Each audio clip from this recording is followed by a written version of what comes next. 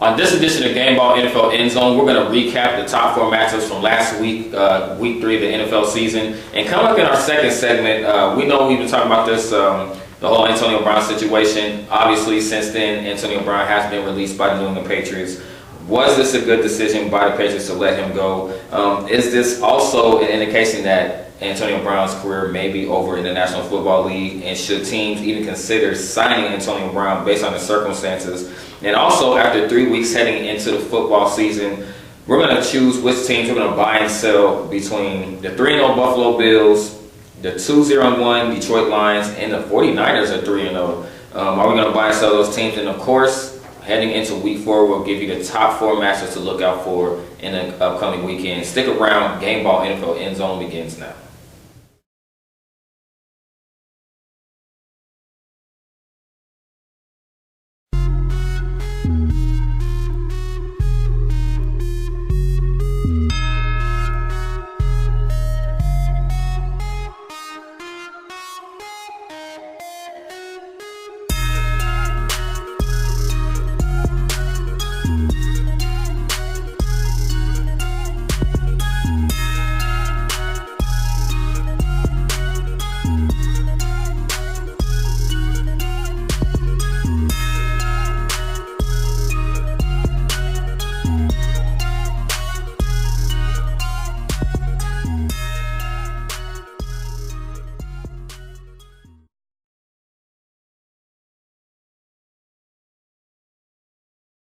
What's happening, everyone? Welcome to Gameball NFL Endzone, where the football season never ends. I'm Marcus Young Genius Jenkins. It's your boy, Michael Riley.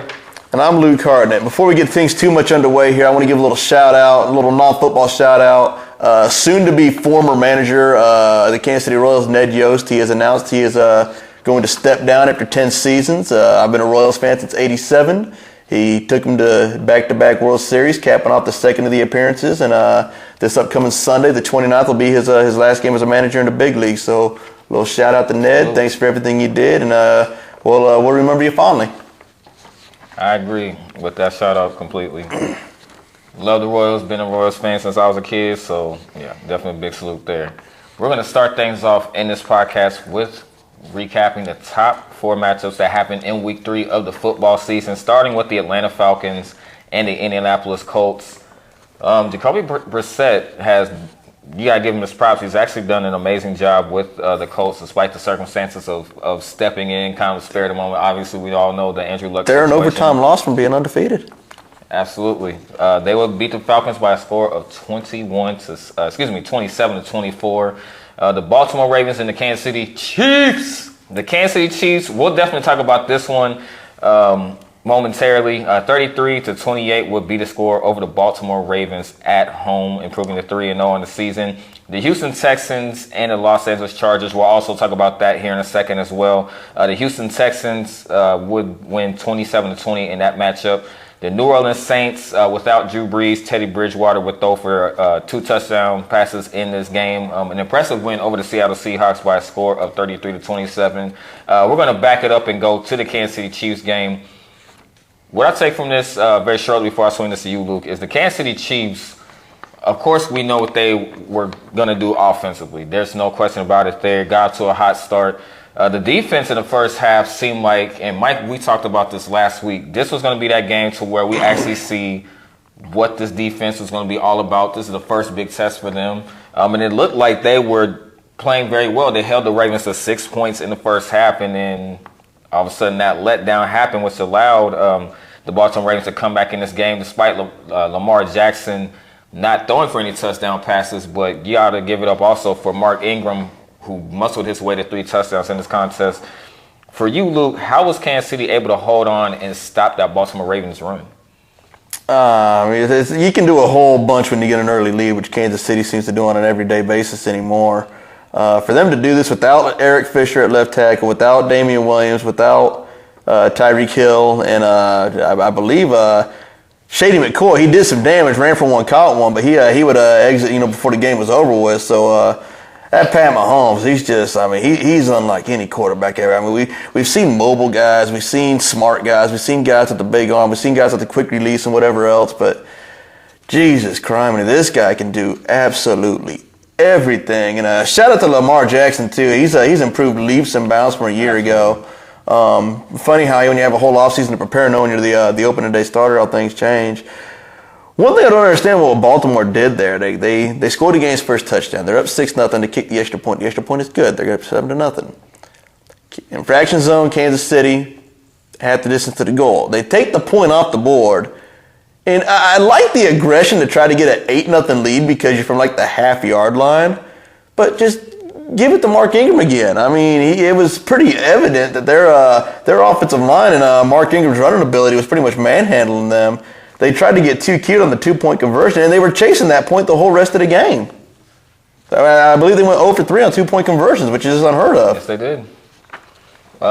Actually, Mike, what did you see differently on how the Ravens came up short, I think would be fair to say, against the Kansas City Chiefs? Well, the Ravens' defense, as Earl Thomas said, we let one slip away.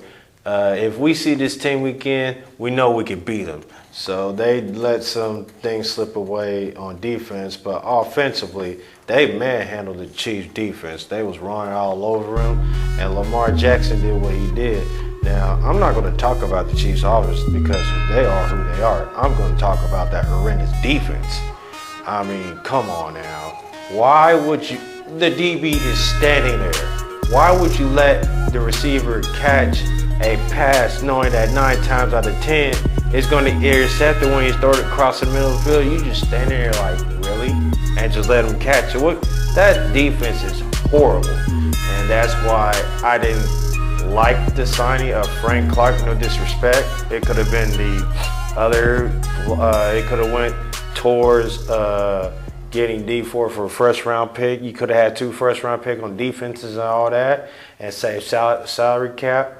But overall, it's just the Chiefs' defense. You clean house and you bring Steve Spagnuolo. It comes to show you that times prove it again. Chiefs does not have a defense. It seems like the Chiefs is always off balance. In the 90s with Marty Schottenheimer, they had a top-notch defense and no offense. Fast forward to Dick Vermeil. Top-notch offense but no defense. And Detroit, it's the same thing with Andy Reid. Top-notch offense but no defense. You got to have a defense. You want to be successful. Offense wins games, but defense wins championships. It has proven again that defense wins championships. Sooner or later, Andy Reid is going to have to do something to that defense because if they don't, when it comes to playoff time, they could be an exit again. I mean, and the thing is, and I like to Luke's point, they put up 33 points with really a half-running engine. I mean, a lot of key players on that offensive side were out, like you did mention.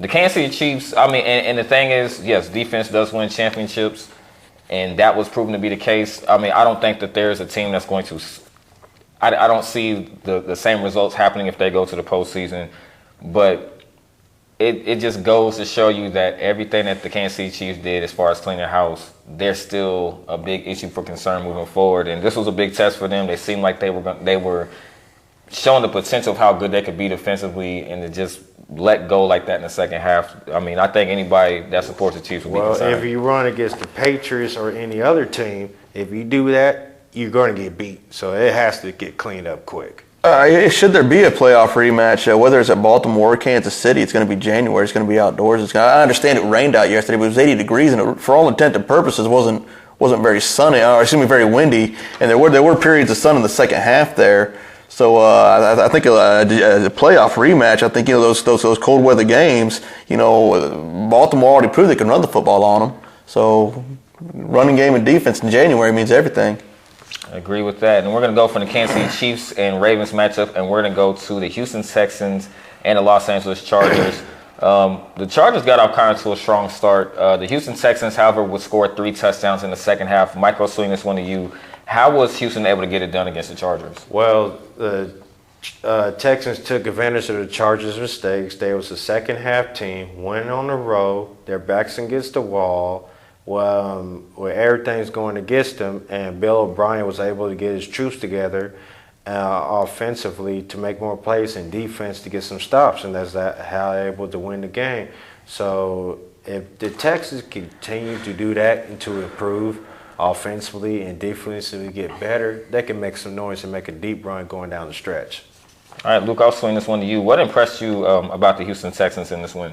Why did the Cleveland Browns take Myles Garrett number 1 in the draft? Why did the Bears take Mitchell Trubisky with the number 2 pick in that draft? I mean, dear goodness gracious. I mean, I think Kansas City should have taken Deshaun Watson at the time of the draft. I'm kind of, starting to, backpedal on that a little bit. But Deshaun Watson is he's so clutch, so good. I mean, he should have been the number 1 overall. Knowing what we know now, Pat Mahomes should have been the number 1 pick in that draft. But if we had to do that draft all over again, without hindsight 2020, Cleveland, for all intent and purposes, really, how do you let Deshaun Watson go like that? How do the Bears let Deshaun Watson go like that? He's if anyone's going to, I think it's pretty. People are pretty much making it a foregone conclusion. We're going to get Chiefs Patriots in the AFC Championship game again, and. No disrespect to Baltimore. I kind of know, they kind of been throwing. There's a team that can kind of put a wrench into that. I think Houston's that one team that can go to Kansas City, can go to New England in the divisional.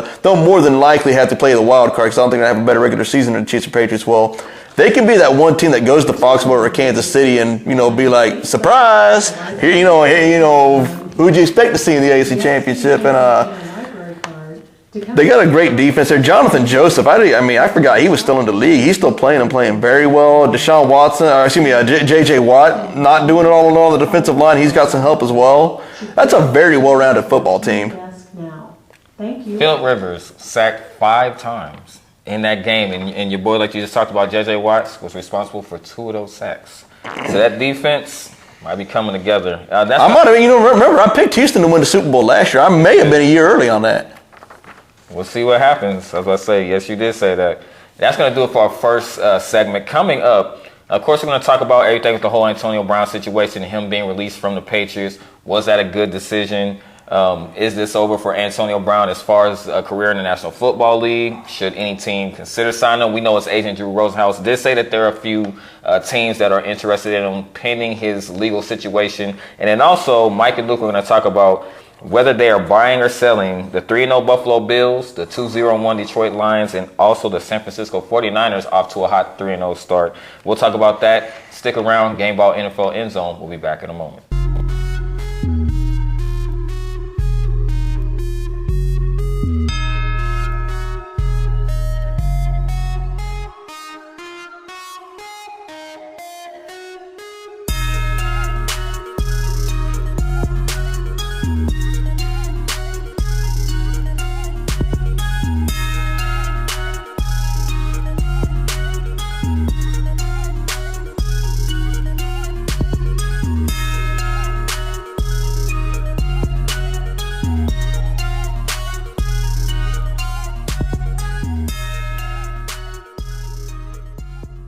What's happening? Hey everyone, welcome back to Gameball NFL Endzone. Now, this next topic that we're going to talk about, Mike, we've been talking about this for the last few weeks, and that's just everything leading up to where Antonio Brown stands right now. And that is, he's a free agent. Of course, he was not placed on the commissioner's exempt list because he is a free agent. Did the Patriots make the right decision? I would say, obviously, they did, because clearly, after signing with the New England Patriots, he still didn't learn his lesson. The text messages that were sent to the latest allegation was as he was a part of the New England Patriots. So it shows that you really had no want to discipline yourself enough to play for the Patriots. I mean, that's the way that I say it. Every situation like this, you're innocent until proven guilty. But it's also another thing where you still go out and do something, which even says in his contract for him to even get the $9 million signing bonus, that you cannot do anything off of the football field that will limit your availability, do anything basically to cause a distraction to the football team, and he did that with those text messages. So, I mean, I don't know what Antonio Brown was thinking. And like I said, I'm not passing judgment on Antonio Brown, but this is a situation where you literally did this to yourself. I mean, I don't know if that's fair to say, but you did it while you were a part of the New England Patriots. Now, everything else coming up, I think the Patriots would have stood by him and said, okay, we're just going to let everything fall into place. We'll investigate it, let the chips fall where they may, and we'll proceed from there. But when you made an irresponsible decision while you are a member of that organization, of course, the Patriots are going to act swiftly. The next question, is it over for Antonio Brown? I think it just depends on the results of these allegations and what's true and what's not. But based on his talent and the fact that he's a top 5 football player, I don't see no team not giving him a chance just because of how good he is. And obviously, like we talked about with his agent, Drew Rosenhaus, there are teams that are interested. Obviously, he didn't mention what those teams were. Obviously, rightfully so, because of everything going on, and that doesn't want to be a distraction to a locker room. And then also, lastly, should a team even consider signing him? I mean, like I said, just based off of his talent, I mean, I know anybody's going to. In a way, it's kind of similar to the whole Kareem Hunt situation in Kansas City. I wasn't surprised that a team was going to pick him up just because of, he's a young, talented player, and he still has a lot of football left in him. I think the same thing with Antonio Brown. Luke, I'm going to kick this one to you. Do you agree with that, or what is your view on the whole Antonio Brown situation? It's to my understanding that he's tweeted out that he's pretty much done with the NFL, per his decision, because he doesn't like the leverage the owners have, how they can just cut a guy like that. I also heard earlier today he posted his schedule, his class schedule on Instagram. So he's going back to school. So, yes, he is. I mean, to me, the only team that really, from a football perspective, the one team that makes the most sense is the Cowboys. Jerry Jones and company is an absolute circus with or without Antonio Brown anyway. They got the whole Zeke Elliott show going on. They don't know what's going on with him on or off the field really for the most part. But him and Amari Cooper would be a heck of a 1-2 punch for a young budding quarterback that's getting better year in and year out. And Dak Prescott down there. So, I mean, he signs with the Cowboys. They really might be America's team before it's all said and done again. That'd be a great pickup for them, I think. With the Antonio Brown situation, the Patriots did their due diligence on letting him go. And Antonio Brown is going to be called Antonio Clown because he was acting like a clown with the Pittsburgh Steelers, then the Oakland Raiders, now the New England Patriots. And these teams are willing to go their backbone for you and give everything, support you, whatever. And you basically con them and stab them behind their back and tell them, like, this steal me whatever, and get you kicked out of the league. And the latest thing with the Patriots is that text message. If you wouldn't send that text message, you still have a team. Just act up. That's all you had to do. I mean, he's a hell of a talented player, but his actions cost him, and he needs some type of counseling. He needs help.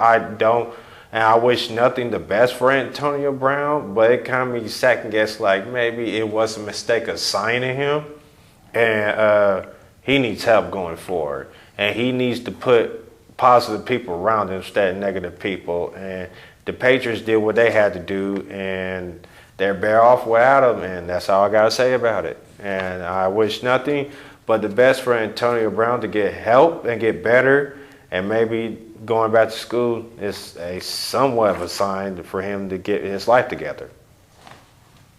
All right, we'll wait and see what happens to Antonio Brown next. Also, like you mentioned, he did re-enroll himself. I believe Central Michigan is where he's attending college. Like you said, I agree with that wholeheartedly, that you do wish the best for Antonio Brown. Such a talented wide receiver. You do have a lot of people that look up to him. A lot of kids look up to him. Hopefully he has an opportunity to turn his life around. So we definitely wish him the best, without a question about that. Now, our next segment, Mike, I'm going to kick this to you first. Which teams are you buying and selling that are undefeated? The Buffalo Bills, the Detroit Lions, or the San Francisco 49ers? I'm buying the 49ers because they're playing good complementary football. Jimmy Garoppolo is getting better and better from that ACL tear he suffered last year on the road against the Chiefs, and their defense is playing good right now, but it may not show, but they're playing good, and Richard Sherman is starting getting his form back. And I just like the way they was, even though they had turnovers against Pittsburgh Steelers, but they was able to find a way to win it. So I'm buying the 49ers, and the team I'm selling is the Detroit Lions. I don't know if this is going to be consistent, and the reason why I'm selling, because how do you tie with the Cardinals? I don't know. It happens. It can happen. So that's who I'm buying. That's who I'm selling to. I'm proving otherwise. Let's say hypothetically, if they could beat the Chiefs, then I'd change this swiftly. But So far, the 49ers I'm buying, the Lions I'm selling. Luke, do you agree with that, or what teams are you buying or selling? I mean, the 49ers, that's a good team to put stock in there because you look at that division there. They're the one team they can go toe to toe with the Rams or the Seahawks in there. They actually are on a 1-game winning streak against Seattle. They were able to get them in San Francisco, mid-December a year ago. And the Rams, they've always kind of matched up well with them. So even when the Rams have been at their peak, the Niners have been able to keep games close. So the thing that irks me about that is that they're kind of going after. There's two horses they're going after. I mean, the Rams and the Seahawks are good football teams. So, they match up well with both of them. But it's so much harder when you got to track down two predominant teams as opposed to one.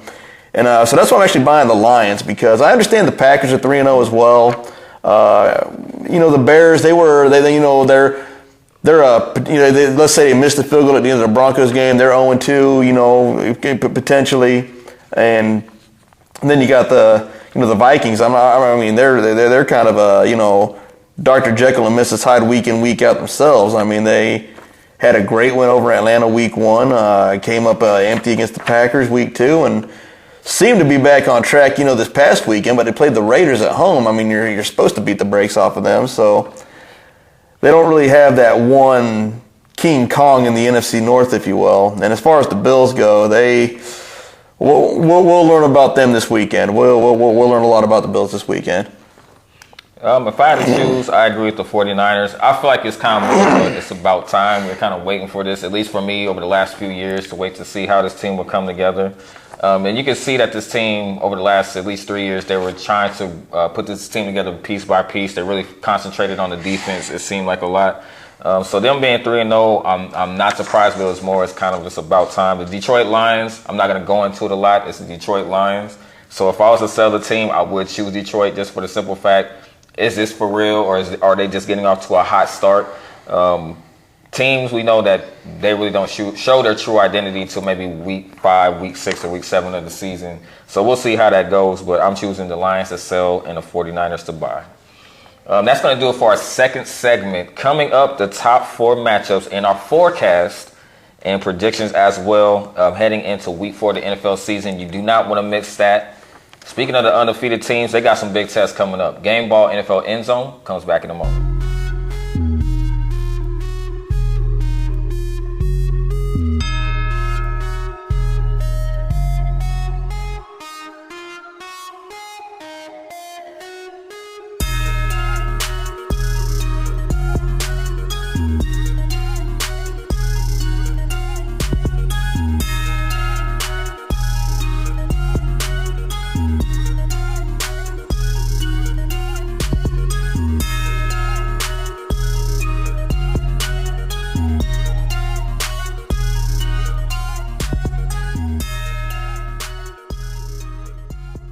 What's happening, everyone? Welcome back to Gameball NFL Endzone, where the football season never ends.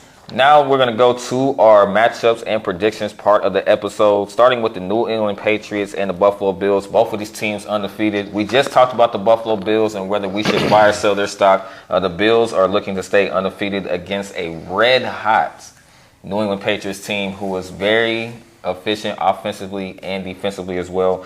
Luke, I want to start with you. What do you think about this matchup? You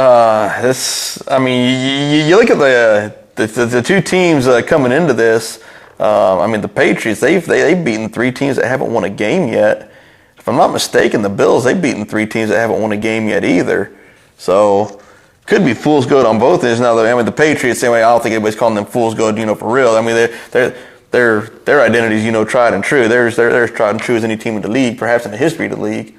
And caught a little nugget the other day, or earlier today, that the Bills have not won a game at home against the Patriots since 2000. I don't think they've beaten the Patriots anywhere since 2011. So, the Patriots, I like to think home field makes a difference, and it could as far as perhaps, spreads and gambling purposes or whatever else. But, I suspect the Patriots will, be singing a song they're familiar with. All right, Mike, we're going to swing this to you. What do you think about this Patriots and Buffalo Bills test? Well, Buffalo Bills has the test offensively and defensively. defensively? Can they make the Patriots one-dimensional? And offensively, against the number one ranked defense in the NFL, can you put up the points that you need to be put up? Because if you make a critical mistake, we all know the Patriots will make you do for it. So can the Bills' offense minimize the mistakes against the Patriots' defense? All right, the battle of the undefeateds. This is one the Buffalo Bills. This could be maybe some people may buy into the stock if they come up with this win.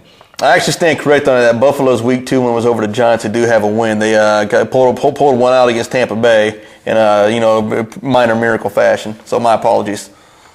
All right, nice rebound though. The Kansas City Chiefs and the Detroit Lions. We talked about the Lions in the second segment, whether we are buying or selling them. Of course, they are playing against the Kansas City Chiefs and their high-octane offense. Mike, we'll start with you. What do you like about this matchup? Well, it's going to be a high-scoring affair. I'm just going to keep it short and simple. It's going to come down to, can the Chiefs defense do something? If the Chiefs able to stop the Detroit Lions offense and minimize their scoring potential, they can help the offense out more. You can't help the offense out more by being on the field. So the Chiefs defense got another tall task against a very talented Detroit Lions offense. I'm not going to talk about the offenses. I'm just going to go with defense. All right, Luke, do you agree with that? I think the Lions, they got a little talented running back in Kerryon Johnson that I think has a whole lot of Mark Ingram in him. He's a little bit more, can bounce it to the outside a little bit better than Ingram can as well. A little bit better out of the backfield too. So there could be a matchup there that really favors Detroit when they have the ball offensively. Stafford's got to be smart with the ball, but if they can get a lead or at least keep it within a score, and just I'm expecting Kerryon Johnson to have a really big day for the Lions. On the flip side of that, if Pat Mahomes played every game in a dome, I'd never bet against them. They'd win every game. Only Mother Nature can stop them. All right, Kansas City Chiefs looking to improve to 4-0 against the surprising Detroit Lions team. That's going to take us to the Cleveland Browns and the Baltimore Ravens. Luca, I'll start with you on this one. The Cleveland Browns, so far, not living up to the hype of their season thus far. What do you like about this matchup against the Ravens? The Cleveland Browns, I watched that game against the Rams on Sunday Night Football, and they hung in there and had a chance to send it to overtime, but they, top to bottom, they're really just not a very good team. Baker Mayfield may be one of the more overhyped quarterbacks we talked about in a long time, and he never seems to catch flack for anything when he underperforms, which is becoming kind of a common theme anymore. They got some good talent at the skill positions, but we say it week in and week out. You win the line of scrimmage, you win the game, and they don't have it on the offensive or defensive lines. All right, Mike, we're going to swing this to you. What do you like about this Browns-Ravens matchup? It's going to be tough for the Browns. It's going to a hostile environment against the Baltimore Ravens, who's coming off a tough loss. Baltimore's looking back to, to bounce back offensively, especially defense. Now, can the Cleveland Browns bounce back offensively and defense and eliminate mistakes? And can their coaching staff offensively, defensively call better plays? Because if all those gel together, then Cleveland has a chance to win on the road. All right. That's going to take us to the Dallas Cowboys, Mike's favorite football team and America's favorite football team, taking on the New Orleans Saints. Mike, what do you like about this matchup? Well, don't underestimate the Saints at home. I don't care who's the quarterback. At home in that dome, the Saints are a different team, and the Cowboys cannot overlook that, which I think they might will. That's why I say the Dallas Cowboys are a bad luck in the making, because when something good happens, then here comes bad luck around the corner. So if the Cowboys continue to do what they do offensively and defensively, they have a chance. But do not overlook the Saints without Drew Brees on the road. All right, Cowboys and Saints. That's going to take us to the predictions part of the episode. Luke, I want to start with your prediction first between the Patriots and the Bills. Who do you have? I think the Patriots are going to win this one. I'm not really sure. The Patriots, I think they're kind of out for blood. It's a third straight division game in a row. I understand that their opponents coming into this game are combined 0-9, and they've only played the winless Jets, the winless Dolphins, and who was their most recent opponent? Who I'm thinking of here? I guess it was the Jets. They're their week 2 opponent. Excuse me, the Steelers. They opened up with the Steelers in a 33-3 win over them, who have yet to win a game as well. Kind of surprising there on that end. But, I mean, they had a 30-0 lead on the Jets before they got a couple of garbage time touchdowns. The defense has been stout throughout. I just don't trust that Buffalo offense. I don't think that Josh Allen's the guy quarterback for him. Respect to Buffalo for being a 3-0 team. I'm really impressed with them getting to that part. I mean, for them to be at or above 500 at any point in the season is a testament to them. So, but the Patriots, I like the Patriots 28-10. I think giving the Buffalo 10 points is being a little generous, to be honest with you. Should I really ask you who you have winning this game? But I'm going to go ahead and ask who you got between the Patriots and the Bills. Patriots 35-3. That's all I got to say. It's not really much to talk about the Patriots for some reason. They've been playing like they got something to prove this season, and I'm going to go with that. I have this a blowout win as well. I have this, I'm going to say 35-7. I got New England. I actually think the Bills are going to have a 7-0 lead, and the place is just going to create an earthquake, and then it's going to be just lights out from that point forward for them. I agree with that. Kansas City Chiefs, Detroit Lions. Mike, who you got? I got the Chiefs winning in a high-scoring game. I just don't trust the Chiefs' defense, but the offense found a way to win. I'm going to say Chiefs win 28-25 on the road. Luke, who you got between the Chiefs and the Lions? Points are plenty, but the Chiefs score plenty. They win 45-28. Pat Mahomes in a dome is just a dream come true, I think, for that offense. Too much quarterback and too much speed. I got the Chiefs as well on the road. I'm going to give them a score. I'm going to say 35-21, the Chiefs. Browns and Ravens. Luke, who you got in this one? If the Ravens are going to be a big-time team that can get in the playoffs and kind of, be that surprise team that kind of, wrecks, Kansas City or New England at one point or another in the playoffs there to get to the AFC Championship potentially. They can't afford to lose 2 in a row, can't afford to lose at home, can't afford to lose anywhere to the Browns. I think Cleveland, these divisional games are always kind of tricky. The Browns, they didn't play well against the Rams. They played hard. They had a chance throughout. But I'm going to go with the Ravens to win 21-13. All right, Mike, who do you have? I'm going to say the Baltimore Ravens get a bounce-back win at home. I'm going to say score of 31-20 Ravens. I like the Ravens in this one. I think they're going to bounce back big time against the Cleveland Browns. I'm going to give them a score. I think Lamar Jackson will throw for touchdowns in this one. I'm going to give them a score. I'm going to say 28. I'll say 28-13 on this one. I like the Ravens. Last matchup, the Dallas Cowboys and the New Orleans Saints. Mike, who do you like in this one? I like the Saints at home. I don't care without Drew Brees or nothing. The home, different team. It'll be a close one, but Saints will find a way to win. The Cowboys will find a way to screw it up because that's who they are. So I'm going to say the score of 28-25, Saints win at home. Recent histories on the side of the Cowboys here. You might remember when the Saints were 13-0 the year they won the Super Bowl. The one team to beat them was Dallas. It was a Thursday night game I think it was a Saturday night game at New Orleans. They was able to pull off the upset. Then last year at home against New Orleans, I believe New Orleans was like 8-1, 9-1 going into that game. Dallas got them 13-10. Really good defensive team there. Huge win for the Saints going into Seattle, though. They were really outplayed for the most part. They ran a punt. Even though they were never behind, they ran a punt back, they ran a fumble back. But in the NFL, a win is a win is a win. And sometimes when you get that first win as a backup quarterback, you just got to get that first win. I think we really see the Saints and their offense, shine here. I think Sean Payton's going to do things with Taysom Hill we still haven't seen yet, which is really saying something because he's done just about everything with that kid. You talk about a football Swiss Army knife. He's like a modern-day Jim Thorpe. And I'm going to go with the Cowboys to Zeke's going to get his. I think Dak plays well, protects the football for the most part. I don't think the Saints will have anything in the return game like they did this past weekend. I still like the Saints to win 24-20 at home, though. Kind of tore between this one. Give Teddy Bridgewater credit.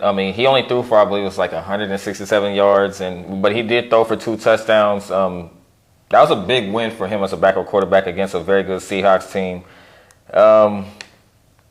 I'm going to say he's going to have to definitely throw for more than 167 yards against a Dak Prescott-led Cowboys offense.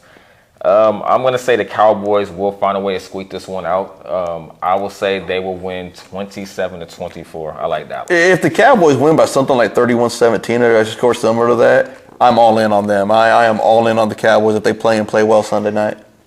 All right, that's going to do it for this episode of Gameball NFL Endzone. Social media, once again, you can find me on Facebook, Marcus Jovel ENT Jenkins, on Twitter, Snapchat, Instagram as well, and Twitter at Jovel ENT. And also, once again, coming up Sunday, October 6th, I will be performing a couple songs at the Jazz House as part of the Spotlight LFK series. And I'm going to pass it on to Mike. Social media, Facebook, Twitter, Instagram, Gmail, YouTube, all on the right side and to your left side, and I'm swinging on the loop. Find me on Facebook at Luke Hartnett. Find me on Twitter at Luke Hartnett2. All right, and one last thing also, that same day, October 6th, if you're in the Kansas City area, my guy Seb the Haitian will be performing that night also at the Riot Room. I'm Marcus Young Genius Jenkins. I'm Michael Riley. And I'm Luke Hartnett. All right, until next time, this is once again Gameball NFL Endzone, and we'll see you next week.